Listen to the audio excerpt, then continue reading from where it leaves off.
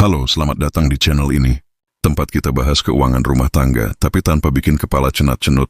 Soalnya, kalau ngomongin duit terlalu serius, bisa-bisa malah jadi debat kusir. Coba jujur deh, pernah nggak ngalamin istri lagi semangat nabung, nyusun pos keuangan, nyicil emas pelan-pelan? Suaminya diam-diam ngutang buat beli knalpot racing, biar motornya bisa nguwing. Tiap bulan istri nyisihin 500.000, suaminya malah ngutang 1 juta. Itu bukan strategi keuangan, itu jebakan Batman Beb. Kalau kamu ngerasa relate, duduk santai dulu. Kita bahas kenapa keuangan rumah tangga tuh sering kayak main tarik tambang.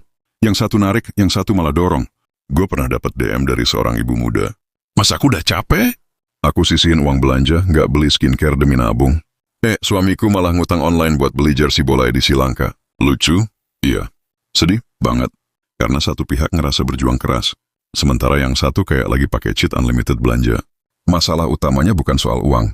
Tapi karena nggak satu visi dan nggak ngobrol. Yang satu mikir, kita harus punya tabungan buat sekolah anak. Yang satu mikir, kita masih muda, nikmatin hidup aja dulu. Nanti juga ada rezeki. Kenapa sih pasangan bisa bentrok soal duit? 1. Pola pikir soal uang dari kecil beda. Istri tumbuh dengan mindset hemat, nabung, jangan boros.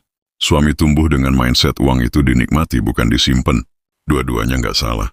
Yang salah kalau nggak pernah dibicarakan. 2. Nggak punya aturan pengeluaran. Contoh, gaji 10 juta. Istri kira suami pegang 2 juta buat jajan. Suami mikir, ya ada sisa 5 juta nih. Pas banget buat cicilan Vespa. 3. Nggak transparan soal utang dan pay later. Cuma 300.000 kok. Tapi kalau 5 kali sebulan, udah kayak nyicil motor. Kunci hubungan sehat itu keterbukaan. Kalau dompet aja bisa dibuka, masa hati dan isi rekening nggak bisa. Gaji itu kayak kolam ikan. Kalau dimasukin terus tanpa bocor, ya penuh. Tapi kalau bolong, istri masukin lele, suami buang gurame. Lama-lama isinya cuma air dan kenangan. Nabung itu kayak nyiram tanaman. Tapi kalau yang satu nyiram, yang satu malah cabut dari akarnya. Yang tumbang bukan cuma tabungannya, tapi juga hubungan rumah tangganya. Utang pay later itu kayak mantan.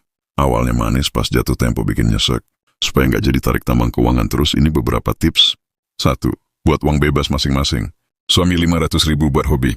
Istri 500.000 buat skincare. Sisanya buat keluarga dan tabungan bareng. 2. Saling tahu kondisi keuangan. Berani terbuka soal utang, cicilan, kartu kredit. Utang yang disembunyiin, masalah yang tumbuh diam-diam.